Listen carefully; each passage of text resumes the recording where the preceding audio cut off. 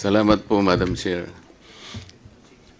Madam Chair, may I know from the CHR if they are cognizant of the fact that KOJC is a religious organization? Yes, Your Honor. And considering, Madam Chair, that it is a religious sect, and I believe the CHR knows that several thousands of PNP members trooped to their compound and stayed there for several days already, and I think up to today they're still there. Did you happen to investigate whether there are civil rights violated by the members of the PNP in encamping in their compound? Thank you, Your Honor. Yes, the Commission is investigating the incidents concerning the KOJC, Your Honor. What did you find out initially? The field or our regional office is still conducting its investigation, and we expect the regional office to submit its recommendation the soonest, Your Honor. And yes, I agree with you that there are several rights that may be involved here. One of which is, as you mentioned, the religious freedom of the KOJC members, and there may be other civil liberties that may be affected, Your Honor. Yes, and earlier, Madam Chair, we noted that the CHR acceded to one of our interpellators' proposition that preventive is the better side of the CHR's function, correct? Yes, Your Honor. And before everything else happened, like what you said, that there might have been several acts already done in violation of their civil and political rights, did you not bother to at least post some of your members or anybody there even before the events unfolded so that we could have prevented most of it, if not all? We had, Your Honor. In fact, we assigned at least 3 investigators in the area, Your Honor, as early as September 1. Did they have the power to restrain or even advise the members of the PNP as to the action that they should do in relation to possible violations of their political and civil rights? They have no power to prevent, Your Honor, but they can advise the state actors. Did they advise the state actors? Yes, Your Honor. In fact... and what did the state actors do after being advised? And as we all know, Your Honor, they proceeded. Considering, Madam Chair, that it is a religious denomination, I would surmise that the worship services were interrupted. Some activities connected with the religious belief might have been interrupted. And these are serious violations of their political and civil rights. Maybe like marriage are being celebrated in that compound, baptism probably, anything you might think, activities that is related to their faith. And today, that is still existing. I think they're still prevented from doing that. What does the CHR intend to do or have done in the first place? Our regional office, Your Honor, is currently investigating the situation, monitoring the situation, and in fact, we already... Investigating and monitoring, Mr. Chair... Different ones, Your Honor. Is not good enough. Considering the unfolding of events in several days and continuing up to today, I think CHR should do something, because we need to protect them.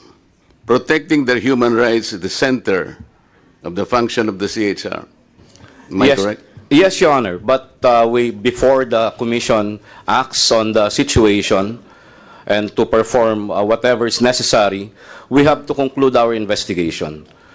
So we have to determine based on our By own... investigation, sir, you mean you are able to identify the persons, the number of persons, and their acts, and the damage or damages suffered, or the number of acts that constituted violations of their civil and political rights?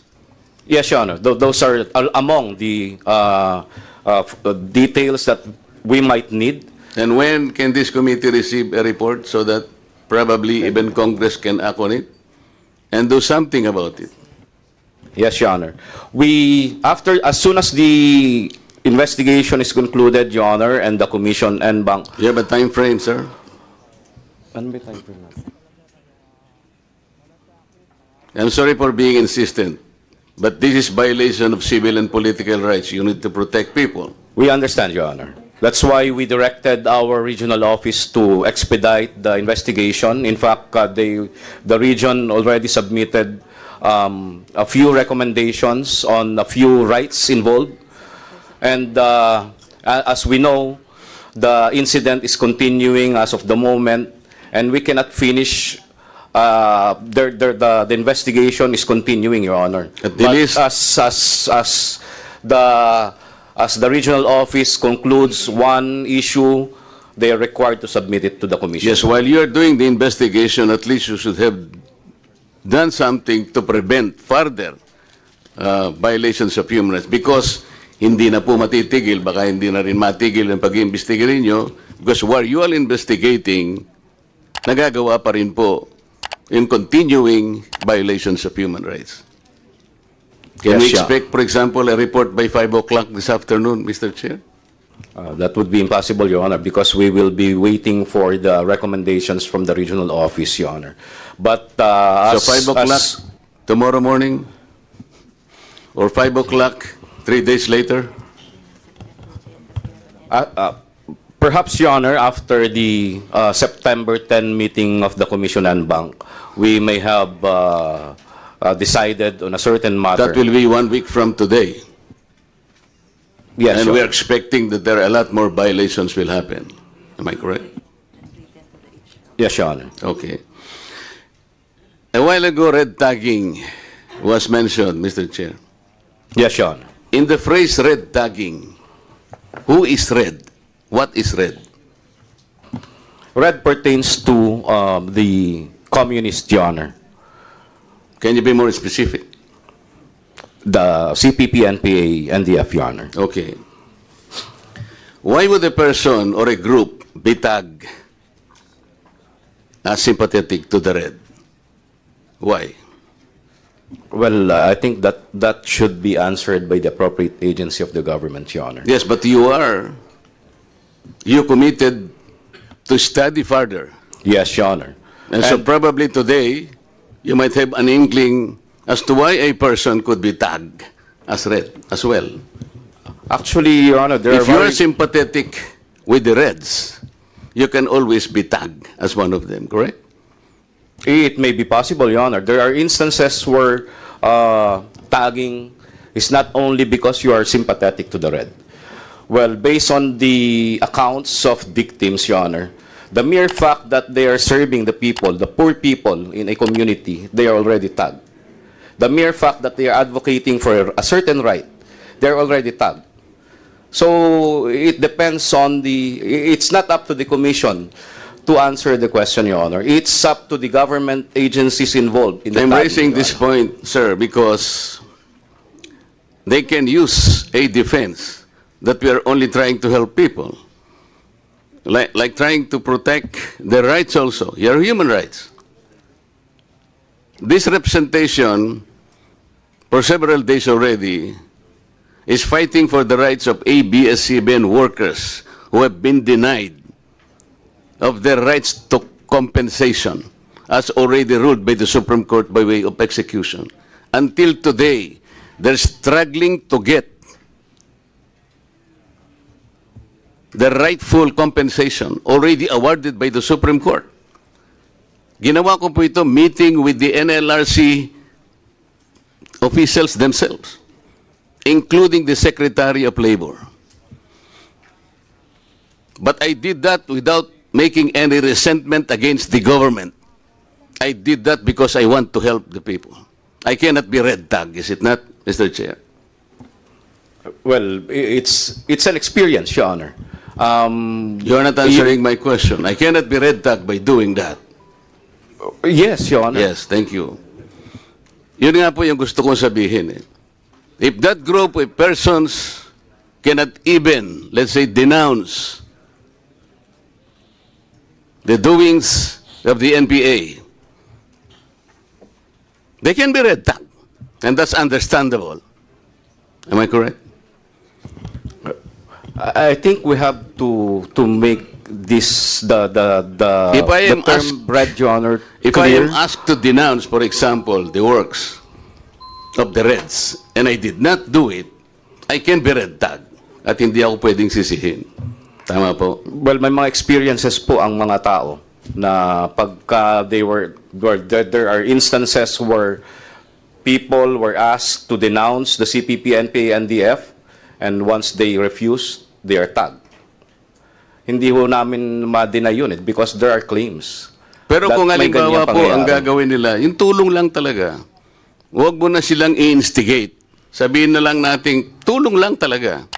Huwag na nating instigate against the government para walang masabi sa atin. Hindi ka mare-red tag, hindi ba, sir? Wala ho dapat ma-red tag dahil sa pagtulong sa tao. Yes, sir. Tama po. Kung ginagawa mo rin yung tungkulin mo na wala ka nang binabanggit tungkol sa gobyerno, basta tulong lang. Simple lang. Tama ba? Medyo broad ho kasi yung may binabanggit ka kontra sa gobyerno. Dahil ho when you Pagka redress nag-express ka ng grievances to the sentiments government, kasi, yung grievances kasi, Yes. wag mo nang sinasabi na yung grievance against the government. Talaga pong ganun eh. Kailangan nating pagtulong-tulungan ito. Ang government is doing what it can to protect our people. Ganun na lang. agree po ako doon. Kaya lang isa ho sa fundamental rights guaranteed by the Constitution is to redress government for grievances, Your Honor. Yes, sir. And But without- by addressing the government, But their without grievances, Your instilling Honor, in the people, no, yung sentimiento against the government. Yun ang problema lang. That's the point. That's the dividing line. Para lang hindi tayo ma-red tag so that we can keep ourselves from this side, alam natin yung isang side. There should be a dividing line. may I be allowed, Your Honor? Kasi ang issue po sa red tagging is that hindi ho yung grievance eh. Hindi yung grievance because that's a fundamental right. No, but if you are doing The that, fact that- you might not be an objective person to at least go into your commitment later on na makakraft tayo ng batas on red tagging because you are already opinionated. I'm only asking you that we should have a dividing line. Yes, Your Honor, but we have to be clear. What is red? We are very clear about it. Red is Excuse me. communism, Your Honor. And the mere fact that you are espousing the ideology of communism does not mean you are violating any law. The problem lies in the fact that CPP and NPA NDF was designated as a terrorist under the anti-terror law. And Madam when Chair, you are- last na lang, to cut it short, the NTF-LCAC must do also some preventive measures. Yes, Your Honor, I agree. In fact, Okay. in Excuse our me. meeting with them, with the Please allow me NTF-LCAC, to first address the chairperson kasi parang nagsagutan na kayo na. Yes. No, so, I'm sorry, Your Honor. The yeah, it's CHR is okay. So- apologizing already, No, Madam Chair. Can you please state your last question? Yes. I'm trying to stress a point that if we know to observe the dividing line, Madam Chair, you cannot be red tagged. That is the point. Yes, go ahead, Chairman. I agree, Your Honor. Okay. Thank you very much, Madam Chair.